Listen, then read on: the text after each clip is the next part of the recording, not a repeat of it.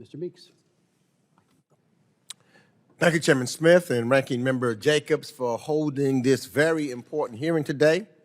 And I want to thank our witness here, First Deputy Assistant Secretary Spira, and for those who are on the second panel, we appreciate your work and your advocacy.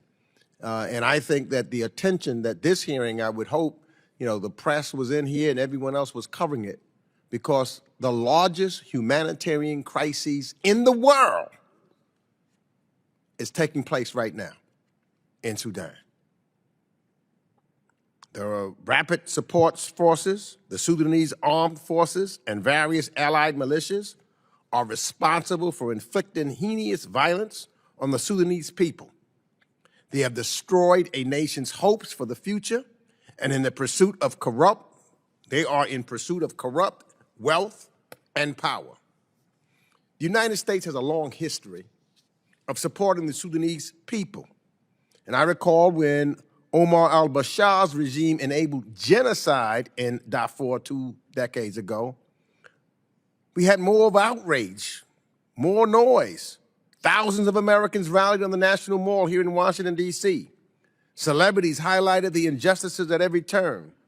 And Congress passed actual legislation to increase sanctions, support human rights, and bolster peacekeeping.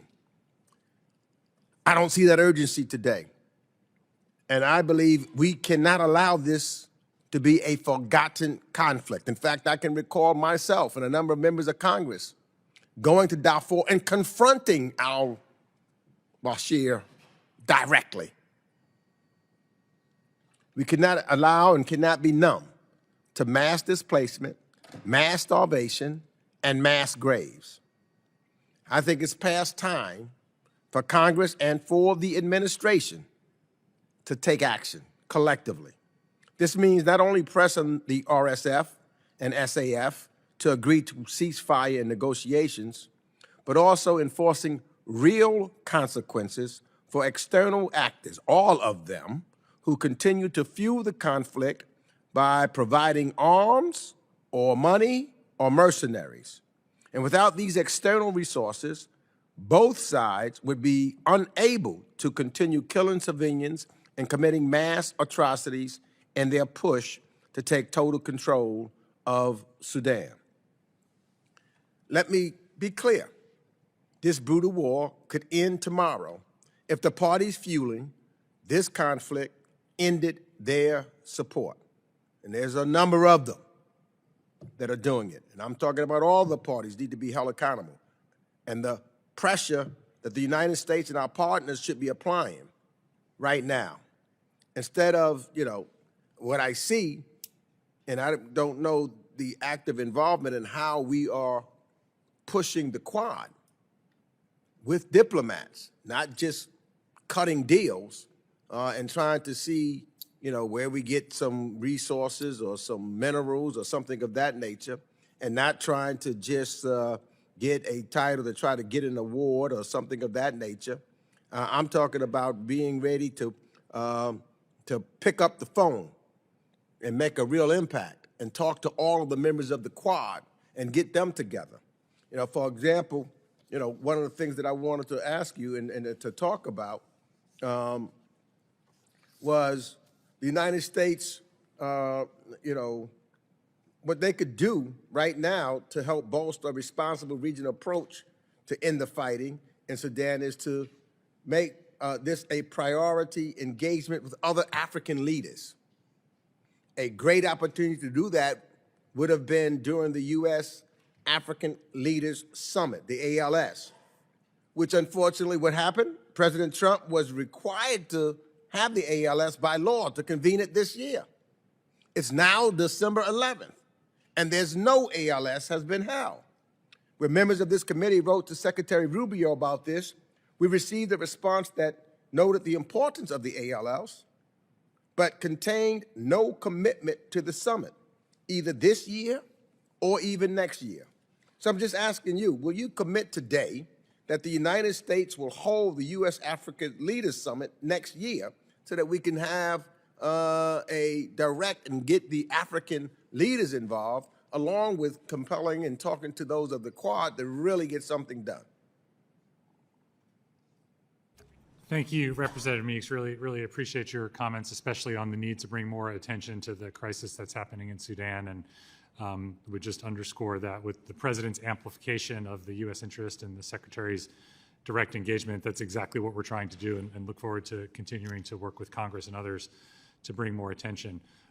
On the Africa Leaders Summit, I'm not able to sit here today and announce that we have a date or time, but we're constantly working with the White House and across the administration to look at options for high-level engagement. I would point to the fact that there have been a wide range of high-level engagements, including at the presidential level in Africa. As was referenced in the opening statements, we had the peace signing just last week between DRC and Rwanda.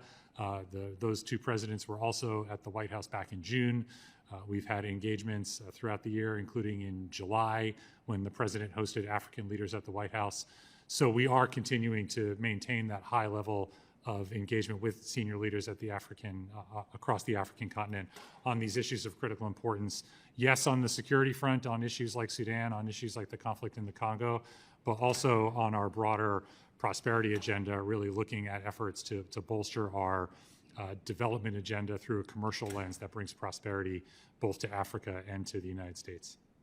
Well, look, and it's got to be more about the American people. Let me just ask this, because I know the Quad countries, for example, are pushing the RSF and the SAF to agree to a 3-month humanitarian ceasefire and want to build toward a lengthier and more sustainable ceasefire after that. But so far, the RSF has agreed in theory to a humanitarian ceasefire, but clearly that's not serious because the militia has continued to launch brutal attacks on civilians in Darfur and in the Kordofan region, and the ASF has rebuffed the humanitarian ceasefire altogether. Now, I just want to find out what's the U.S.'s approach to this, to gathering and making sure that these ceasefires hold, and how are they working with the Quad? In fact, can you tell us, in achieving peace in Sudan, how has it changed, if it has, since President Trump announced that Sudan would become a priority, if it is a priority? Thank you, Representative. Completely agree. The onus is on the parties to take action, and the words have been empty. The RSF announcing agreement to a humanitarian truce, exactly as you say, they have not lived up to that statement, especially with the attacks going on in Kordofan, and then the SAF not agreeing to the truce to begin with. I think what is different and what we have tried to emphasize is that this truce is the first step in a longer-term plan to lead to a peaceful civilian-led Sudan.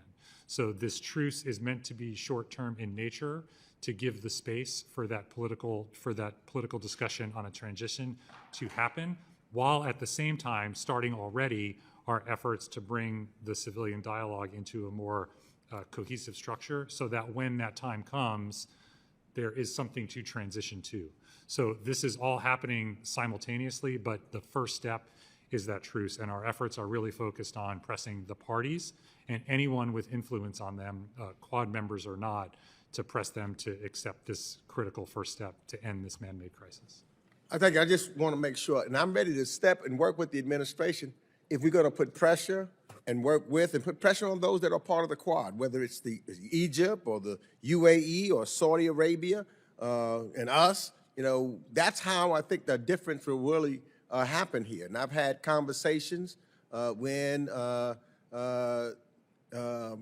various heads of states, both from Saudi Arabia, as well as from the UAE, as well as from Egypt. I'm talking to them and try to pressure them. I would hope that we can work together to make this happen and again, get all of the external parties stopping from giving weapons to the various groups and militias, because that's the only way that we're going to be able to save and help the Sudanese people.